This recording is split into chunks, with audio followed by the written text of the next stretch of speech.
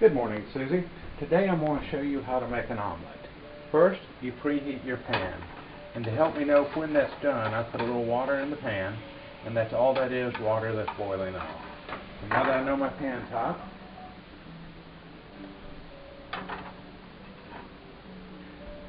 I will add butter. I will swirl the butter around so that my edges are all coated.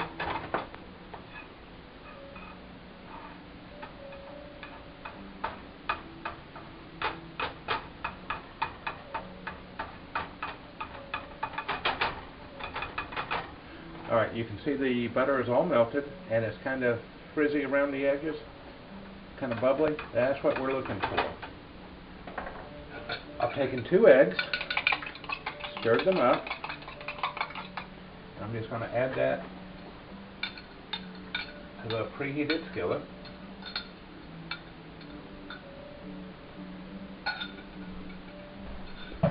Now the neat thing about omelets, they are not delicate.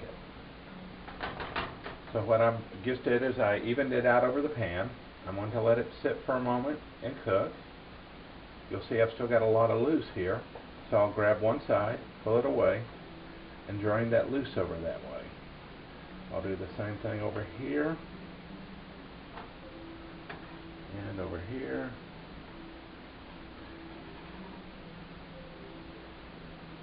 Now I used 2 eggs since that's really all I can eat by myself, so it's going to be fairly thin. But you can, 3 makes a nice, thick, fluffy omelet. I'll add some pepper. I try not to add salt, but if you like salt, now would be the time to add it.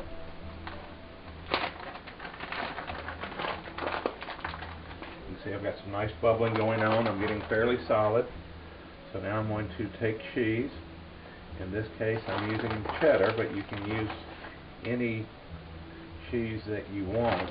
When I'm making a seafood omelet, I will use a white cheese, mozzarella or something like that.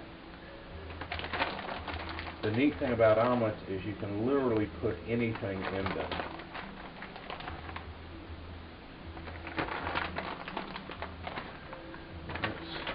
Nice popping.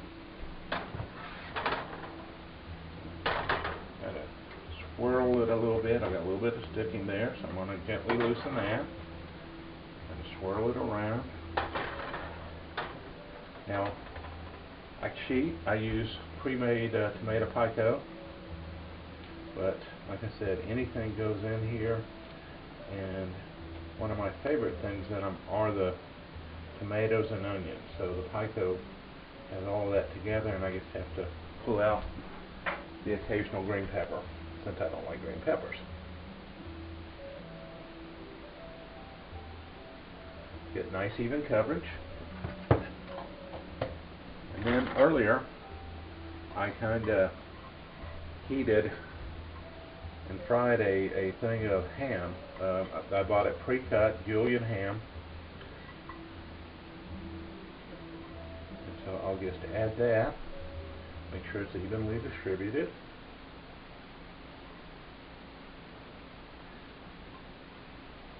I find the pre-cut julienne ham is a little bland straight out of the bag, so if I kind of stir fry it a little bit, it gives it a little bit more texture and a little bit more flavor. And that is basically it. Just swirl it every so often.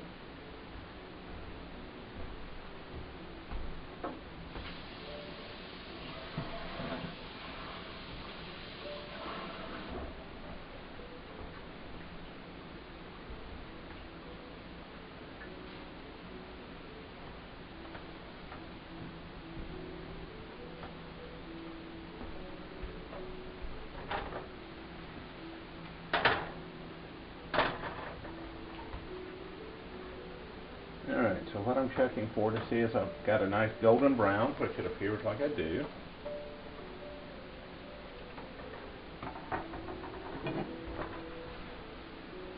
I'll take my plate, slide that on there about halfway out, and then just flip the whole thing over.